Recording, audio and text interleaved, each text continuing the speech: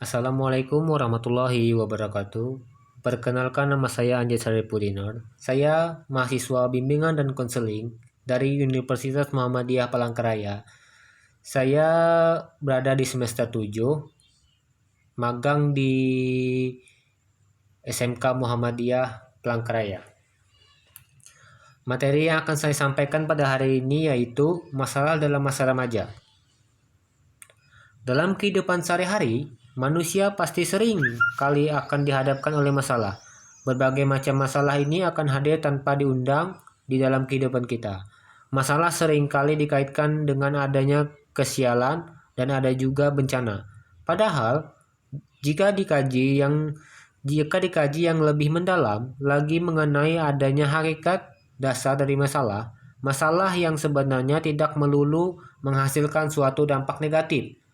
Akan juga terkadang masalah akan hadir sebagai bentuk peluang untuk memperbaiki berbagai kelemahan yang ada dalam kehidupan. Pengertian masalah. Kata masalah dalam Kamus Besar Bahasa Indonesia tahun 1945 berarti yang harus diselesaikan atau dipecahkan. Masalah merupakan sesuatu yang menghambat, merintangi atau mempersulit mencapai maksud dan tujuan tertentu menurut Winkel 1985. Kondisi bermasalah dengan demikian mengganggu dan dapat merugikan individu maupun lingkungannya. Menurut Praikno tahun 2004 mengungkapkan masalah seseorang dapat dicirikan sebagai berikut.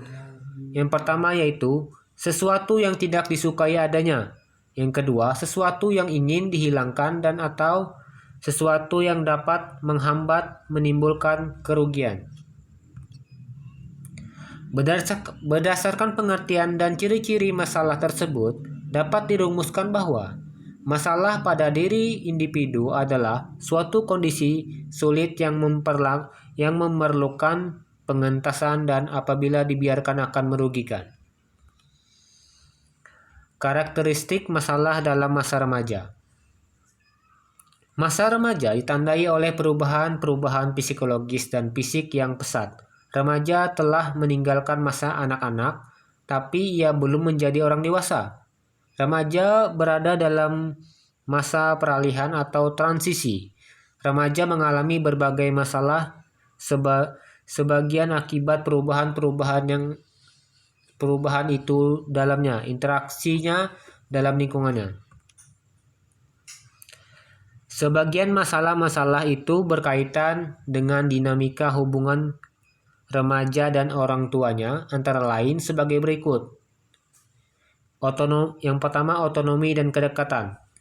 Menurut Santrok tahun 1983 memandang bahwa isu utama relasi orang tua dan remaja adalah masalah otonomi dan kedekatan, bahwa selain memasuki dunia terpisah dengan orang tua sebagai salah satu tanda perkembangannya, remaja juga menuntut otonomi dari orang tuanya. Remaja ingin memperlihatkan bahwa merekalah yang bertanggung jawab atas keberhasilan dan kegagalan mereka. Sebagian mereka menolak bantuan orang tua dan guru-guru. Menurut Santrok tahun 1983,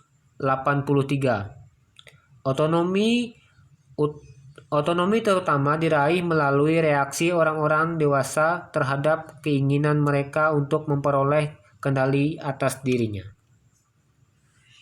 Orang tua yang bijaksana dengan demikian akan melepaskan kendali di bidang-bidang di mana anak remajanya dapat mengambil keputusan yang masuk akal, sambil terus membimbingnya.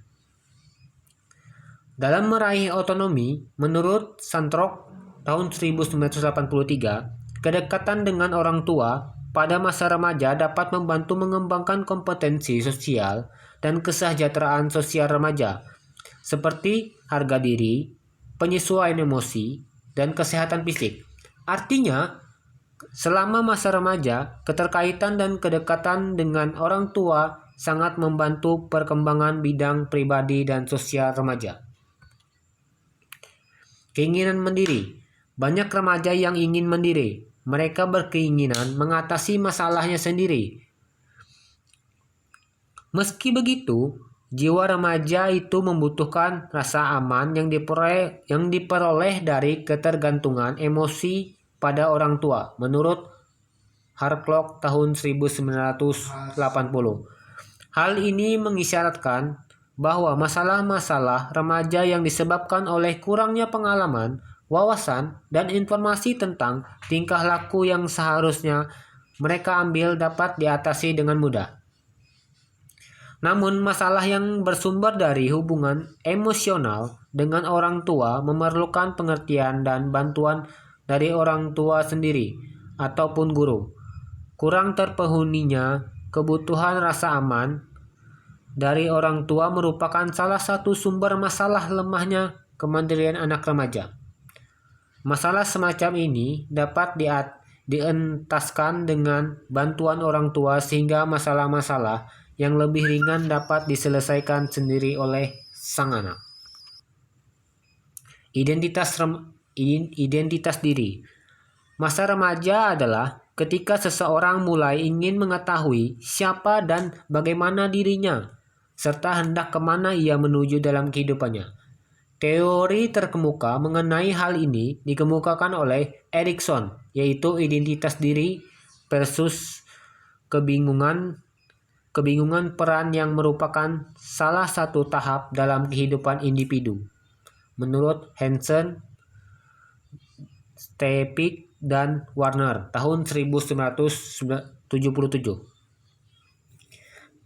Penelitian mengenai hubungan gaya pengasuhan orang tua dengan pengembangan identitas menunjukkan bahwa orang tua demokratis mempercepat pencapaian identitas. Orang tua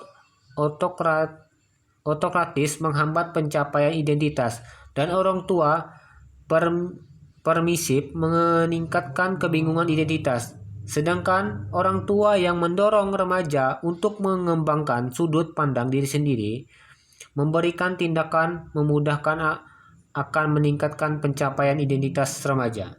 Menurut Santrok tahun 1983. Kenakalan remaja.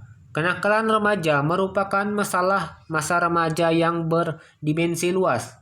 Masalah ini mencakup berbagai tingkah laku, sejak dari tampilan tingkah laku yang tidak dapat diterima secara sosial hingga tindakan kriminal. Karenanya, akibat-akibat kenakalan remaja dapat berhubungan dengan persoalan sosial yang luas serta penegakan hukum. Apabila akibatnya kenakalan remaja bersumber dari kondisi perkembangan remaja dalam interaksinya dengan lingkungan. Menurut Santrok tahun 1983, kenakalan remaja yang disebabkan oleh orang tua antara lain adalah kegagalan memantau anak secara memadai dan pendisiplinan yang tidak efektif. Zakiyah Derajat tahun 1995 mengungkapkan bahwa penyimpangan sikap dan perilaku remaja ditimbulkan oleh berbagai kondisi yang terjadi jauh sebelumnya, antara lain kegoncangan emosi, frustasi, kehilangan rasa kasih sayang, atau merasa dibenci, diremehkan, diancam, dihina, yang semua itu menimbulkan perasaan negatif dan kemudian dapat diarahkan kepada setiap orang yang berkuasa, tokoh masyarakat, dan pemuka agama dengan meremehkan nilai-nilai moral dan akhlak. Pengertian masalah siswa yang berhubungan dengan kenakalan remaja tidak hanya memerlukan perubahan insidental pada sikap dan perilaku orang tua serta berbagai elemen dalam masyarakat, melainkan juga dengan ungkapan dan pemahaman mendalam terhadap faktor-faktor timbulnya tindakan tingkah laku yang tidak dikehendaki. Artinya, diperlukan penelusuran terhadap kehidupan yang dilalui sebelumnya dengan pendekatan dan teknik bantuan profesional. Kehidupan remaja tersebut Sebagian besarnya terkait dengan kehidupan dalam keluarga dan kondisi orang tua mereka. Itulah materi dari saya yang dapat saya sampaikan pada pertemuan kali ini. Kurang lebihnya saya mohon maaf. Saya akhiri, wabillahi taufiq wal hidayah. Wassalamualaikum warahmatullahi